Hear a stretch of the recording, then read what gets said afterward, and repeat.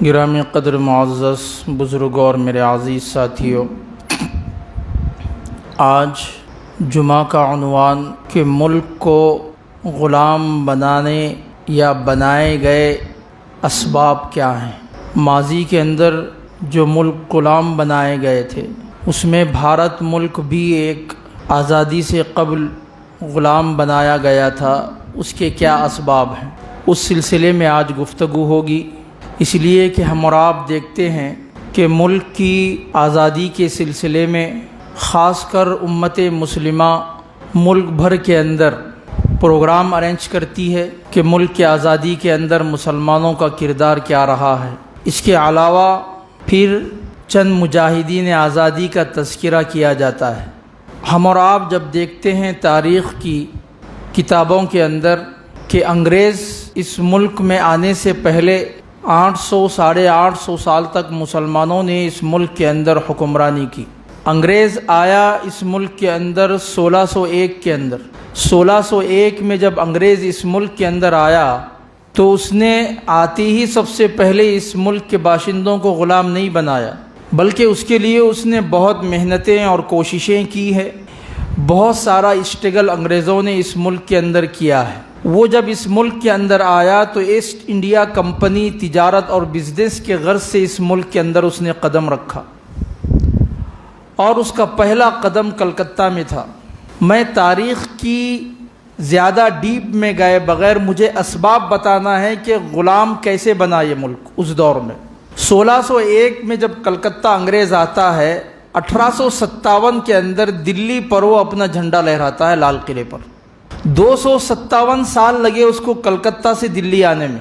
آج ہم by plane 2 گھنٹے میں چلے جائیں گے، ٹرین 2 دن میں پہنچ جائیں گے، لیکن انگریز 1601 سے لے کر 1857 کو اس نے دلی کے لال قلعے پر اپنا پرچم لگایا، تو 256 سال اس کو لگے ہیں۔ تو آخر ایک سوال یہ پیدا ہوتا ہے کہ اس ملک کو ہی غلام بنانے کے لیے کیوں آیا؟ اس ملک پر ہی راج کرنے کے لیے انگریز کیوں آیا؟ حالانکہ دنیا کے اندر بہت ساری کنٹریز تھی، بہت سارے ممالک تھے، بہت ساری چیزیں موجود تھیں، اس کے باوجود اس نے ہندوستان کا رخ کیوں کیا؟ ایک سوال پیدا ہوتا ہے۔ اس سوال کا جواب یہ ہے کہ ہم تاریخ میں جاتے ہیں، اس سے پہلے کی تاریخوں میں تو سلطان صلاح الدین ایوبی رحمۃ اللہ علیہ، جنہوں نے صلیبی جنگوں کے اندر بہت ہی کراری شکست دی تھی ان لوگوں کو، اب اس کا بدلہ لینے کے لیے ان کو موقع ڈھونڈنا تھا، جگہ ڈھونڈنا تھا، ملک کو تلاش کرنا تھا۔ تو اس وقت دنیا کے اندر سب سے زیادہ بڑا مسلمانوں کا راج جو چلتا تھا وہ بھارت میں چلتا تھا۔ ہر اعتبار سے مسلمان یہاں بہت ہی مضبوط تھا، زمین کے حساب سے بھی بڑا وسیع بھارت تھا، اکھنڈ بھارت جسے کہا جاتا ہے۔ مالدیپ، برما، پاکستان، بنگلہ دیش، نیپال، یہ سب چیزیں اس کے اندر داخل ہوتے تھے۔ تو ایک بہت وسیع حکومت مسلمانوں کی پوری دنیا کے اندر اس وقت اگر تھی تو یہ بھارت میں تھی۔ تو اس لیے اس نے انتخاب کیا کہ مجھے بھارت پر حکمرانی کرنا ہے اور مسلمانوں کا بدلہ لینا ہے مجھے۔ جو شکست اس نے کھایا تھا سلطان صلاح الدین ایوبی رحمۃ اللہ علیہ کے ہاتھوں، اس شکست کا بدلہ لینے کے لیے اس نے ہندوستان کا رخ کیا تھا۔ تاریخ کے پڑھنے سے یہ معلوم ہوا۔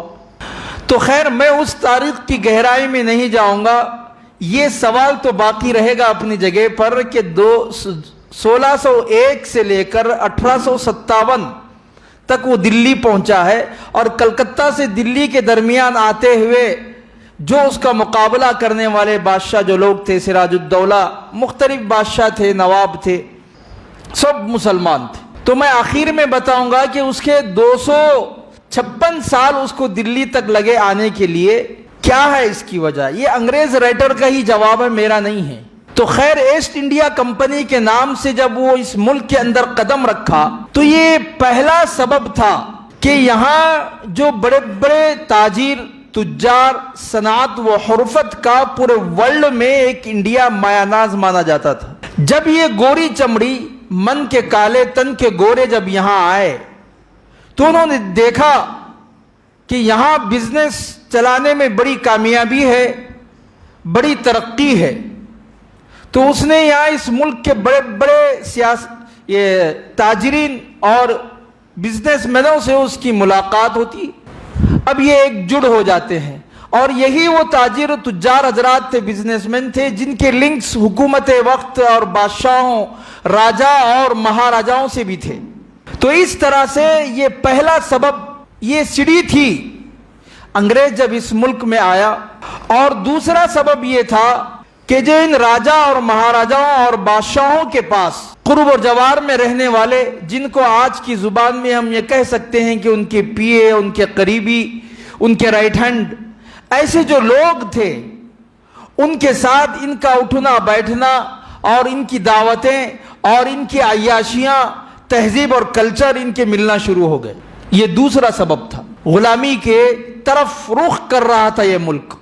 تو جب یہ ملک اس طرف جا رہا تھا، تیسرا سبب یہ نکلا کہ بادشاہوں، راجاؤں اور مہاراجاؤں کی عیاشیاں الگ تھی. ان کے لیے خواتین کو پیش کرنا، مختلف طبقات اور مذاہب کے لوگوں کو ان کی محفل کی زینت، ان کے بیڈ روم کی زینت، ان کے خوابگاہوں کی زینت بنایا کرتے تھے. یہ تیسرا سبب تھا. اور چوتھا سبب یہ ہے کہ ایسٹ انڈیا کمپنی ایک فارم پر آ چکی تھی، اور اس نے اپنی مختلف صنعتوں اور اشیاؤں کے ذریعے سے ملک ہندوستان کے مالیے پر اس نے دھیرے دھیرے قبضہ کرنا شروع کر دیا. یہی وجہ ہے کہ جب بھگت سنگھ جو ہے نا، بھگت سنگھ کو بم پھینکنے کی بنیاد پر انگریز گورنمنٹ نے اسے گرفتار کر کے پھانسی کی سزا جب دے رہے تھے، تو اس وقت بھگت سنگھ سے یہ سوال کیا گیا تھا کہ آپ بھگت سنگھ ہو کر ہمارے خلاف بم پھینکتے ہو، حالانکہ اس بم کے اندر کوئی کیمیکل یا کوئی جھرے وغیرہ نہیں تھے، وہ ایک رسی کا بم تھا بس. تو آپ ہمارے خلاف، ایک بھگت سنگھ ہو کر آپ ہمارے خلاف آپ بم پھینکتے ہو؟ تو بھگت سنگھ نے جو جواب دیا تاریخ میں لکھا گیا ہے، تاریخ کی کتابوں میں ہے.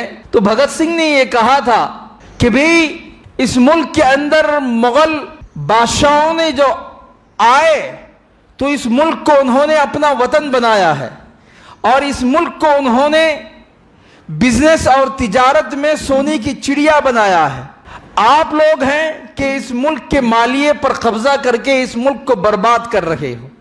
یہ کس کے الفاظ ہیں؟ بھگت سنگھ کے. اور یہ کہاں لکھا ہوا ہے؟ ساورکر ایک کتاب لکھا ہے، اس کے اندر یہ بات لکھی ہوئی ہے. تو خیر، بتانا یہ مقصد ہے کہ دھیرے دھیرے انگریز برطانیہ نے اس ملک کے مالیے پر قبضہ جمانا شروع کر دیا. پھر ٹامسن خود لکھتا ہے کہ 1857 کی ہسٹری وقوع ہونے سے پہلے، دیکھو تاریخ دو رخ کر گئی ہے. ایک ہے 1601 سے لے کے 1857 تک، دوسرا ہے 1857 سے لے کر 1947 تک. یہ 1857 کی پہلی کی ہسٹری کو کوئی جانتا ہی نہیں ہے اور کوئی پروگرام کرتا بھی نہیں ہے. کبھی آپ نے دیکھا ہندو کو جنگ آزادی کے سلسلے میں پروگرام کرتے ہوئے؟ عیسائیوں کو دیکھا نہیں. کیونکہ اس لیے کہ ان کا کردار ہی نہیں ہے 1857 سے پہلے کی تاریخ میں. جو کچھ بھی تکلیف تھی، حکومت ہماری تھی، مسلمان تھے، انہیں تکلیف تھی اور وہ فائٹ لڑ رہے تھے. یہاں کے راجا مہاراجا جن کی حکومتیں جا رہی تھی وہ لڑ رہے تھے. اس لیے انہیں تاریخ میں کوئی ان کا نہ نام ہے نہ ان کی کوئی قربانی ہے. یہی وجہ ہے کہ ٹامسن یہ لکھتا ہے کہ برطانیہ سے ایک ٹیلی گرام آیا. 1857 کی جو جنگ آزادی کا ایک معرکۃ العارقہ جو لڑا گیا، تو ایک ٹیلی گرام برطانیہ گورنمنٹ برطانیہ سے جب آیا، کیا اس ٹیلی گرام میں لکھا ہوا تھا؟ یہ لکھا ہوا تھا کہ جو بھی جھبا داڑھی ٹوپی والا دکھے اس کو پھانسی پر لٹکا دو. یہ ٹیلی گرام آیا تھا. اس لیے 1857 کی تاریخ تو لوگوں کو یاد ہے، لیکن 1857 سے پہلے جو کارنامے اس ملک کے اندر مسلمانوں نے اور علماء نے دیے ہیں وہ کچھ بھی نہیں ہے. تو خیر، میں اسباب بتا رہا تھا کہ یہ چوتھا سبب تھا کہ مالیے پر اس نے قبضہ جما لیا، اور پانچواں سبب یہ تھا کہ یہاں کے مسلمانوں کو ایک تو سیاسی پاور اور طاقت حکومتی سطح پر جو تھی وہ تو ختم کرنے کے لیے یہ لوگ لڑ رہے تھے، لیکن اسلام اور ایمان سے بھی یہاں کے مسلمانوں کو ختم کر دینا ہے، اس کے لیے برطانیہ سے ڈیبیٹ کرنے والے، مناظرے کرنے والے بڑے بڑے مناظر عیسائیوں کے اس ملک میں لائے گئے، جیسے آج کر رہی نا گورنمنٹ ڈیبیٹ، اس پر ڈیبیٹ، اس پر ڈیبیٹ کرتی رہی، یہ بھی غلامی کی طرف لے جانے کے ایک اسباب ہے۔ تو ایک پانچواں سبب یہ نکلا، تو اس وقت علماء میدان میں آئے اور ایسے ایسے مناظر آ رہے تھے عیسائیوں کے، اس ملک کے اندر اسلام کی دھجیاں اڑانے کی انہوں نے ٹھان لیے تھے۔ ویسے وقت میں بھی میدان میں علماء آئے، مولانا رحمت اللہ صاحب کیرانوی رحمت اللہ علیہ، مولانا قاسم نانوتی علیہ الرحمہ، تو یہ بھی ایک سبب بنا، غلامی کی طرف یہ ملک کو ڈھکیلا جا رہا تھا۔ پھر ایک سبب یہ ہوا کہ جو بڑے بڑے صوبائی حکمران تھے، ان لوگوں کے ساتھ انگریزوں کی بیٹھک شروع ہو گئی، ملی بھگت ہونا شروع ہو گیا، سیاسی امور پر سمجھوتے ہونے لگے، کبھی مال کے ذریعے سے خرید لیا جاتا ان صوبائی حکمرانوں کو اور ان بادشاہوں اور راجاؤں اور مہاراجاؤں کو، تو اسی طرح کا سلسلہ چلتا رہا۔ جو بادشاہ انگریز کے خلاف ہوتا، اس کے خلاف انگریز ہندوستانیوں کو لے کر جنگ لڑتا، تو یہ بھی اسباب تھے۔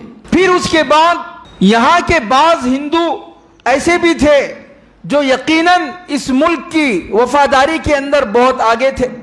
جب انگریز نے دیکھا کہ یہاں اگر حکمرانی کرنا ہے تو ڈیوائڈ ان رول کی کرداری ادا کرنا چاہیے۔ جب ملک غلامی کی طرف جا رہا تھا تو اس وقت انگریزوں نے ہندو مسلم فسادات کرانے کے لیے مسلمانوں کی مسجدوں میں سور ڈالا کرتے تھے اور ہندوؤں کی مندروں میں سور ڈال دیا کرتے تھے، جس کا نتیجہ یہ ہوتا تھا کہ ہندوؤں سے یہ کہا جاتا کہ بھی آپ کے مندر میں مسلمان نے سور ڈالا اس وجہ کہ ان کی مسجد میں سور تھا، اور مسلمانوں سے یہ کہا جاتا تھا کہ بھئی سور آپ کی مسجدوں میں ہندوؤں ڈالے۔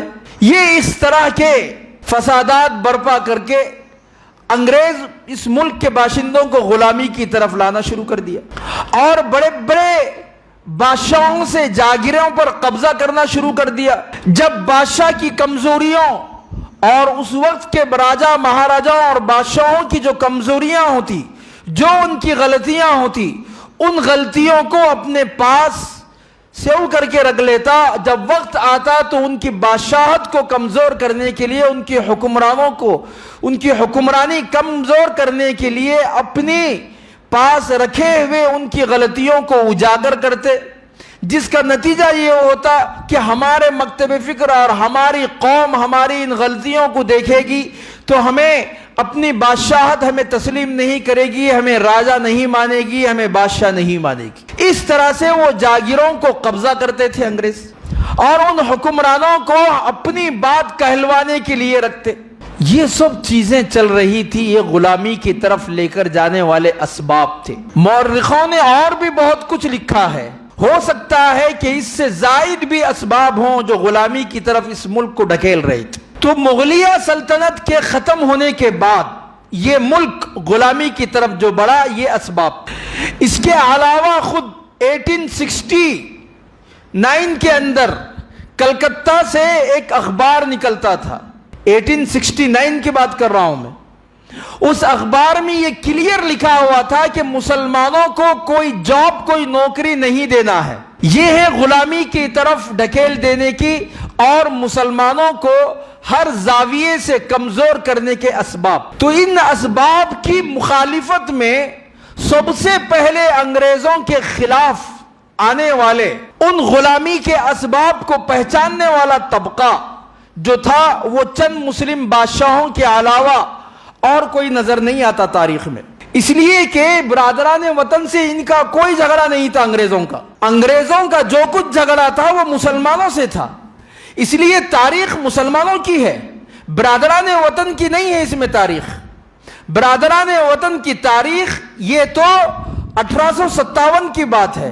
اس طرح سے ہم مثال دے سکتے ہیں کہ کرکٹ کے اندر ٹیسٹ ایک گیم ہوتا ہے، وہ 2 دن کا، 3 دن کا، 5 دن کا گیم ہوتا ہے۔ اسٹارٹنگ فرسٹ ڈے جو گیم کھیلتا ہے اس کو کوئی بھی یاد نہیں کرتا ہے، آخر میں جب میچ جیتنا ہوتا ہے چھکے چوکے مار کر میچ جیت جاتا ہے، ٹیسٹ ڈرا ہوتا ہے نہیں تو ون ہو جاتا ہے، تو بس جو چھکے مارا اسی کو یاد رکھتا ہے۔ لیکن جس نے پوری پاری سنبھالی تھی فرسٹ ڈے سے لے کر 5th ڈے تک، اس کو کوئی بھی یاد نہیں رکھتا۔ ان 2 سنچری مارتا، کوئی 3 سنچری مار لیتا ہے، یاد ہی نہیں رہتا ہے۔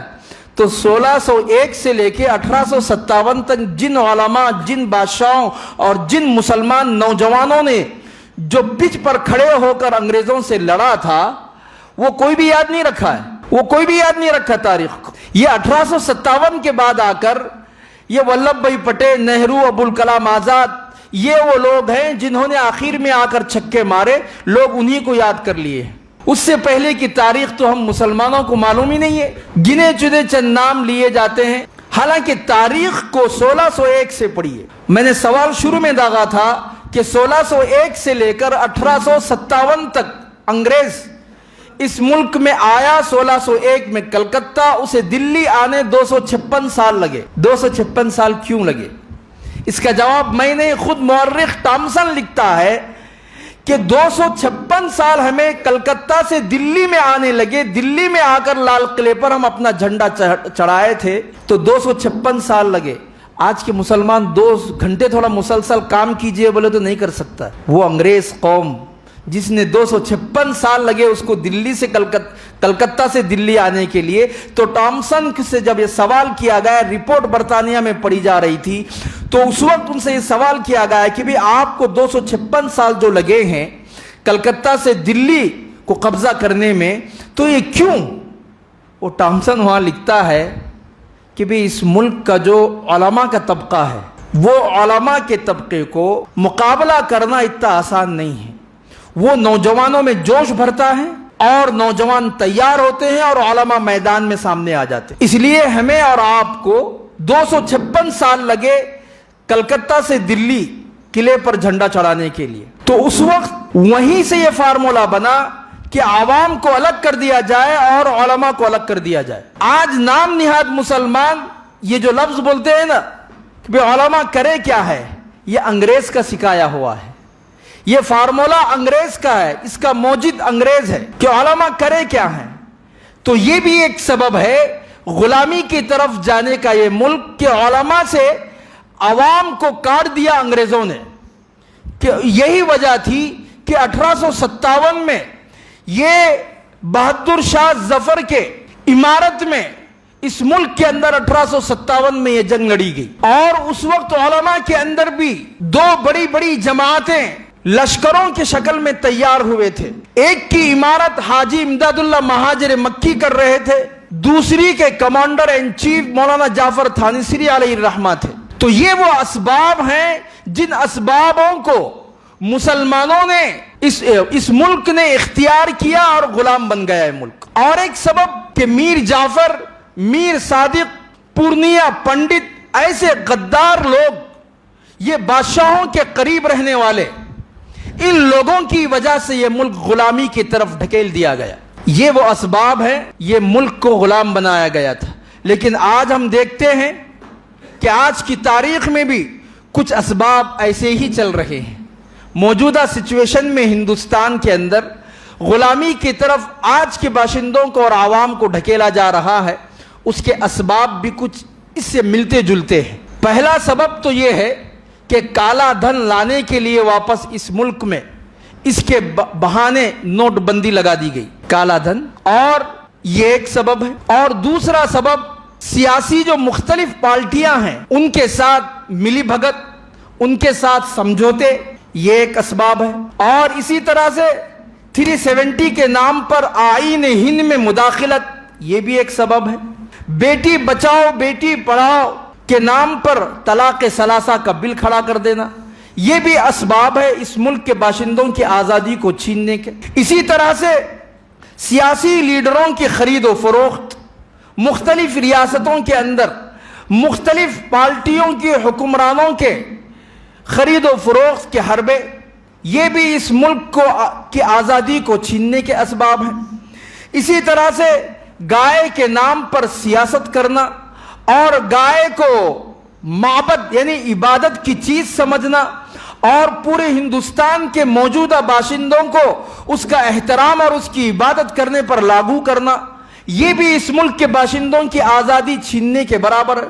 یہ وہ اسباب ہیں جو مختلف طور اور طریقے کے ذریعے سے آج کی ان موجودہ حالات میں بھی اس ملک کے باشندوں کو ایک کلچر اور ایک تہذیب میں ڈالنے کی کوشش جو آج سے 300 سال پہلے انگریز کرا تھا، آج آر ایس ایس اور بی جے پی اور سنگھ پریوار لوگ یہ کر رہے ہیں، یہ وہی اسباب ہے۔ اور اسی طرح سے مختلف پارٹیوں کے ساتھ ان کی خامیاں اور ان کی غلطیوں کو اجاگر کر کے ان کے نام پر ایجنسیوں کو بٹھانا اور ان کی تفتیش کروانا، اور اسی طرح سے اس دور میں 1857 کے دور کے اندر جو برطانیہ گورنمنٹ کے خلاف بولتا تھا اس کو 2 قسم کی سزائیں دی جاتی تھی۔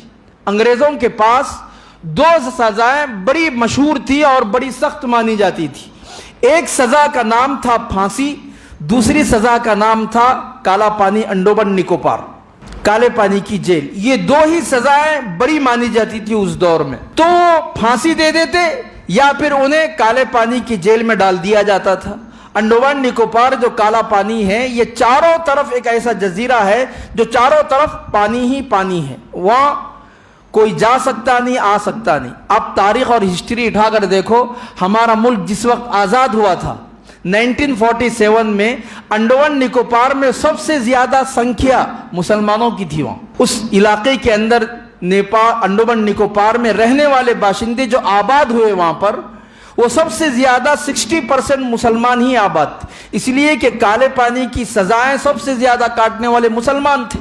تو اس سے پتہ یہ چلا کہ اس دور میں بھی حکومت وقت برطانیہ کے خلاف بولنے والوں کو جیلوں میں ڈال دیا جاتا، پھانسی پر لٹکا دیا جاتا یا کالے پانی کے جیل میں ڈال دیا جاتا تھا۔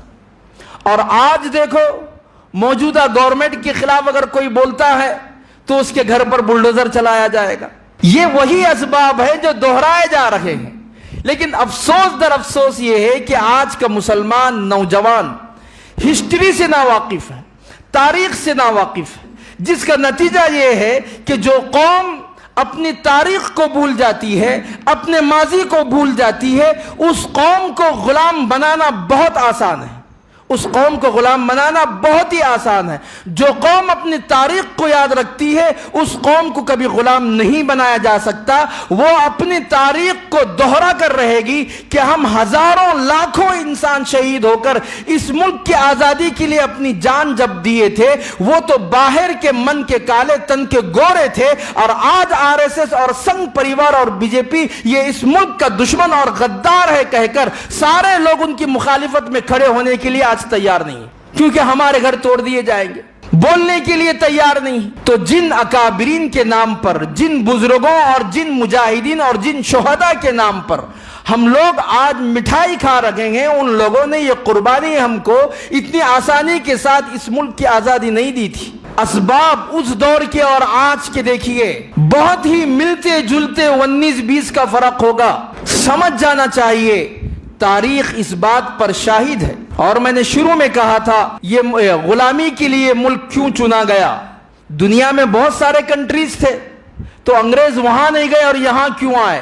میں نے ابتدا میں بھی کہا کہ بھی سلطان صلاح الدین ایوبی کی انہوں نے جو شکست کھائی تھی ان کے ہاتھوں سے، اس کا بدلہ لینے کے لیے یہ ہندوستان آئے تھے۔ اور پھر یہ ایک الگ تاریخ ہے، اور 1601 سے لے کر 1857 کی ایک تاریخ الگ ہے، 1857 سے لے کر 1947 یہ ایک الگ تاریخ ہے۔ ہم لوگ آج تاریخ سے ناواقف ہیں۔ ہم اور آپ کو چاہیے کہ یہ تاریخ پڑھیں، جانیں اور اپنی نسلوں کو بتائیں کہ ہم نے کیا قربانیاں دی تھی اسلام کو بچانے کے لیے، اور مسلمانوں میں اسلام باقی رکھنے کے لیے، مسلمانوں کی ایک سیاسی طاقت کو جب انگریز یہاں سے ختم کیا تھا، اس کے لیے اس نے کیا حربے استعمال کیے تھے کہ اس نے ڈیبیٹ مناظرے شروع کر دیے تھے۔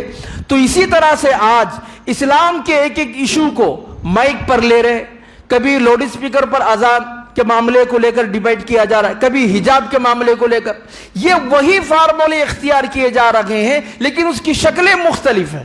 تاریخ کے پڑھنے سے معلوم ہوتا ہے کہ یہ لوگ ہم سے زیادہ تاریخ پڑھ کر انہی فارمولوں کو استعمال کر رہے ہیں۔ تو میں امید کرتا ہوں مسلمانوں سے اور خاص کر نوجوانوں سے کہ ہم تاریخ کو پڑھیں، پہچانیں کہ ہم کون ہیں، جانیں اپنے آپ کو کہ اس وقت کا مسلمان اگر تجارت میں لگا رہتا تو یہ ملک آزاد نہیں ہوتا، اس وقت کا مالدار اگر تجارت میں اپنی مالداری میں لگتا تو ملک آزاد نہ ہوتا۔ ہم نے صرف اس ملک کے لیے اپنی محب وطن ہونے کی دلائل کب تک دیتے رہو گے؟ کیا ہم اسی لیے پیدا ہوئے؟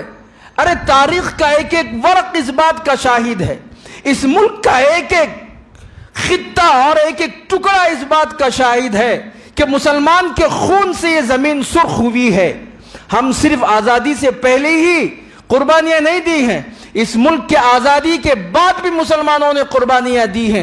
تاریخ اٹھا کر دیکھو، 1947 سے لے کر آج 2022 چل رہا ہے، جب یہ ملک 1966 کے اندر پاکستان سے جب جنگ کر رہا تھا، سب سے زیادہ اس ملک کی منسٹری کو اور اس ملک کی مالیے کو تعاون کرنے والا وہ بھی مسلمان تھا۔ تاریخ گواہ ہے، ریکارڈ ہے کہ ملک کی آزادی کے بعد بھی مسلمانوں نے اس ملک کو مال دے کر تحفظ کیا ہے۔ کیا ہے ہماری تاریخ؟ ہم جانتے ہی نہیں۔ آج وہ 1857 کے بعد کی گیت سنا رہے، ہم مان لے کر بیٹھ جائیں گے، لیکن 1857 کی تاریخ کو کون جانے گا؟ کیسے کیسے تاریخ کے واقعات ہیں، آپ حیران ہو جائیں گے تاریخ پڑھیں گے تو ہم نے کیسی کیسی قربانیاں اس ملک کو آزادی دلانے کے اندر لگائی ہیں، اور ان اسباب کی طرف بھی ہم اور آپ کو توجہ کرنے کی ضرورت ہے۔ جو اسباب ماضی میں تھے وہی اسباب آج شکل چینج ہو کر دوبارہ ان اسباب کو آج دہرایا جا رہا ہے۔ ہم اور آپ کو چاہیے کہ بھی اس کو سمجھیں، اور اس وقت بیٹھنے کا وقت نہیں ہے۔ ملک کے آئین کا تحفظ بھی ہماری ذمہ داری ہے، ملک کے ذرے ذرے کی حفاظت بھی کرنا یہ بھی ہماری ذمہ داری ہے۔ اللہ رب العالمین سے دعا ہے کہ اللہ مجھے اور آپ کو عمل کی توفیق دے۔ وما علینا الا البلاغ۔